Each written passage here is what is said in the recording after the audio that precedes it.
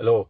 So I think Ben Scallon was on some sort of panel show last night, and the topic of the conversation was masculinity and what is a man and the societal expectations that are put on men and what men should do, right? All this sort of thing. And these, I've fallen into the trap of many of these sorts of debates with people over the years, right? Particularly in college when you're around that sort of deconstructive postmodern philosophy, right? Where you just uh, pick apart every single little thing about something, right? You just analyze it to death to the point where it doesn't actually mean anything anymore, right? Like saying the word bubble, bubble, bubble, bubble, bubble. You say it 15 times and the meaning of it just evaporates into the ether, right? And the argument goes a little something like this, or tends to. So, what is a man? Well, a man is supposed to be strong. Okay. But can't a woman be strong? Yeah. Well, then therefore, a man is not strong, right? A man can't just be strong because a woman could be strong too. Therefore, what is a man? All these sorts of nonsense arguments, right? It follows the same sort of line, right?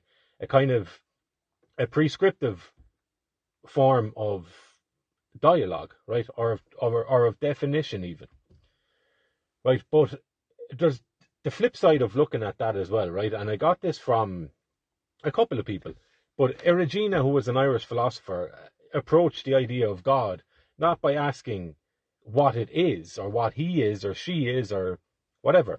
He said, let's look at what it's not, right? Because if we view God as the creator of everything, right? But the Christian perspective then would hold that God is separate from his creation. Then you can't say that God is the creation, because there's the opposite to the creation. There's the creator, right? So God will include both of those things. So it can't be defined just by one of them, because you're automatically excluding something else, right? It's the same sort of argument with putting out characteristics that men tend to demonstrate, right? And then saying, well, that can't just be what a man is because a woman can do the same sort of thing too, right? The idea of it is, or my idea of it is, a man is not a woman. You can chop off the things that they're not, and then what you're left with has to be your answer, right? And then it's down to perspectives, right? It's totally down to perspectives, because you saw a great example of this with Ben, who's a certain, I suppose, commonly understood, realistic basis for what a man is, right? That a man would be the protector. If someone comes through your front door in the middle of the night, you're not sending your wife down, right? Nor is your wife expecting that you'd send her down. Even if she can squat more than you and blah, blah, blah, and she does training more than you. If she's highly trained in martial arts or whatever sort of combat, or if she's twice as strong as you are, the onus would still naturally fall on the man to go down, right? Not out of a social pressure, just out of a biological, psychological, spiritual even instinct, right? It goes beyond anything that we can pick apart with our rational tools, right? And categorize and dissect and pull apart and evaluate, right? A man, same with nearly anything, incorporates the totality of human potential. So does a woman, right? They have differences, obviously, tend to be physical, right? And they have differences in tendencies, in how their mentality is and how they approach things. There are differences in tendencies. They're not set in stone, right? You can have shy women and you can have shy men. But where the conversation tends to falter is in evaluating certain things, right? Because you end up in the realm of types of men. So, right, there's no uniform, monolithic definition of what a man should be or how you would define a man, other than basic biology, right? But when you go above and beyond that and you start talking about human traits and tendencies and psychology and emotional temperaments and things like that, you start getting into the world of perspectives, right? Where everyone looks at things differently. They might see things similarly, but they might vary in the degrees in how they see things, right? But the conversation hits a wall because we've been told for decades now that you're not allowed to be mean to people, or you're not allowed to say things that offend people, right? And these people harp on about the social pressures and the stigmas and the expectations and the stereotypes. I would put it this way: a grown man should have shed himself of any of those sorts of demands a long time ago. Or you could even say that in the shedding of the dictating force that social pressures might have on a growing young man, by shedding that and finding his own way and being aligned with his own way and his own vision, that is what a man, that is when you become a man, right? But the juxtaposition between Ben and the other fella, like the other fella is just, if you'd a daughter, you'd be saying, not him. Like if your daughter arrived at the front door with this fella, you'd be saying, come in actually, and we have a bit of a laugh with you. But after that, you'd be saying, he's not for you, right? Simple as that. And he won't be calling around here anymore. Because he's saying, I'd hate to be in a world and to live where I'm expected to protect and take care of women and be a safety for them, right? Fair enough. That's one type of a man.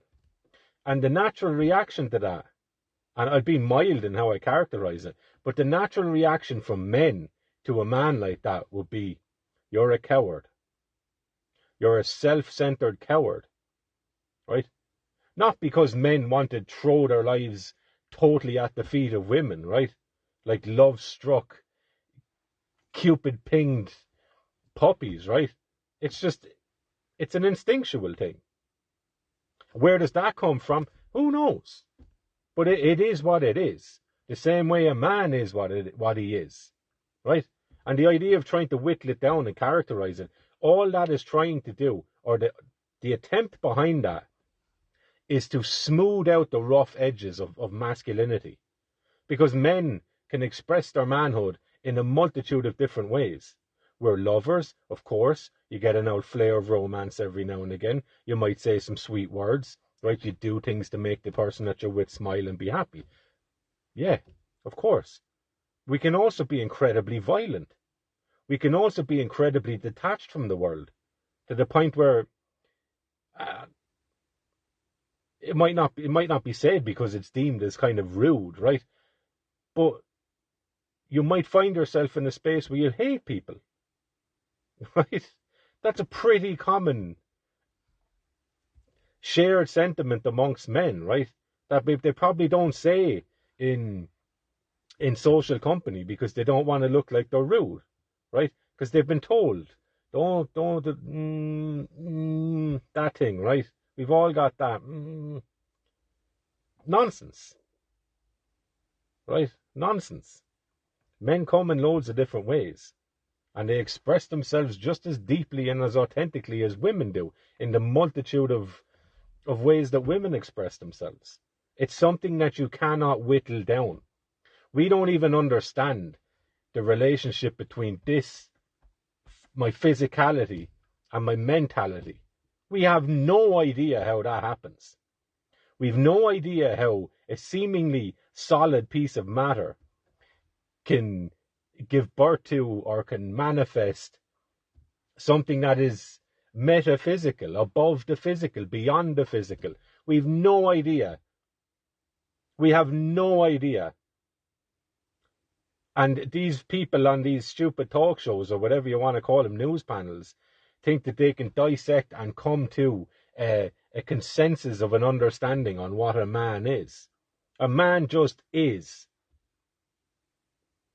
What he does then can be characterized in different ways. As I've said, he could be a coward, which this guy up there is perfectly happy to express himself as.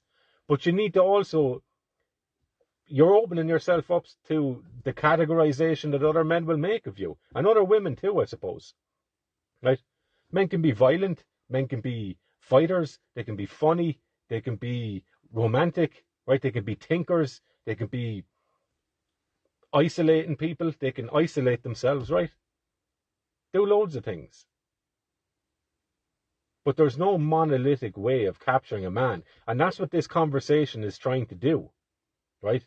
Is to try and bind a common understanding and a common perception, an acceptable perception on what a man is, right?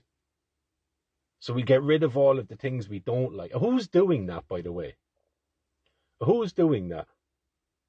That's a very feminine approach. And I'm not saying female, but it's a very feminine approach, right? Nietzsche spoke of the warrior, soldier, kingly caste, right? The man of vigor and bravery and courage and assertiveness. Sees something and aims for it and comes up with plans in how to achieve an aim, right? And he counters that then with the more conniving priestly class, who isn't as physically assertive or confident in his being, right? So he uses his intellect and his smarts to try and undermine the warrior type. That's what that is. That's what you're watching there when they're trying to dissect man into oblivion. Or dissect man into oblivion. That's what you're watching there. This kind of worm tongue figure, right? In the background. How I know I can't, because you'll notice they never come up and stand up front at what they're trying to say, right? They make it sound like it's an academic or an intellectual inquiry they're after. They're not really, right? They're just trying to run down men, because they'll never flip the idea the other way. What is a woman, right? They never flip that, unless they're trying to bash men, right? So you see how it is. You see how it is. So just be wary of that when you're watching that. That's what you're watching. You're watching underconfident people who are desperately seeking social approval from any and all if they can get it, right? And the people that are standing in their way of having this bubble-wrapped society where no one gets hurt and no one's a threat to anybody and no one says mean things, the people standing in their way, and they know very well, are men. Men who don't want to sit around talking about what it is to define themselves as a man.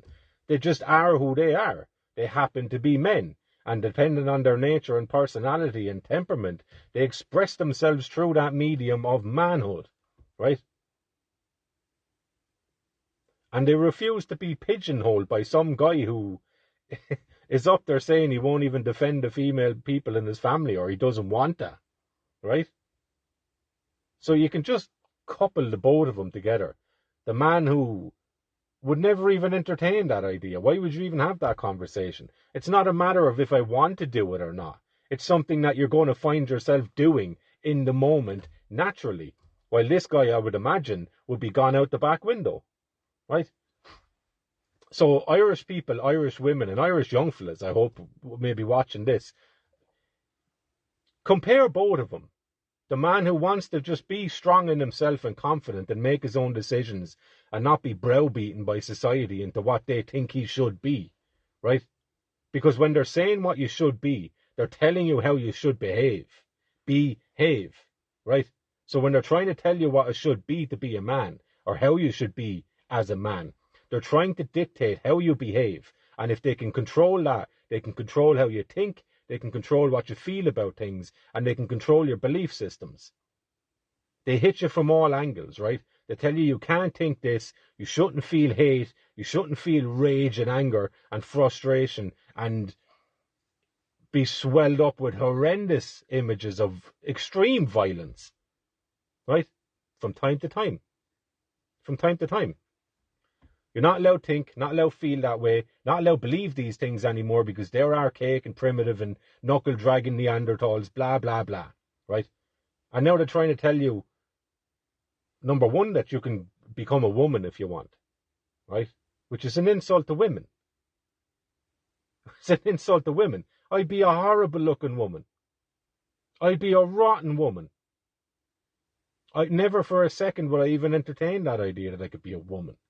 Come on. Right? Nonsense.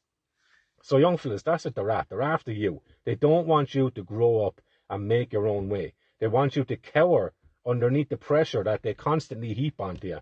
And they want you to just give up in the end and go, right, what is it you want me to do? And I'll just do that for the quiet life. Right? That's what they want you to do. Refuse that. Resist that. Feel your own strength. Make your own way. Make your own decisions. Speak your own mind. And those that don't want to be around you or listen to you, well, find that out quick by speaking. And let them go. Great. If a couple of sentences here and there makes people alienate themselves from you, they're not worth holding on to. They're not worth holding on to. So you've just cleared yourself of them. Right? But look, those are my thoughts anyway. A man just is. Not what is a man. A man just is.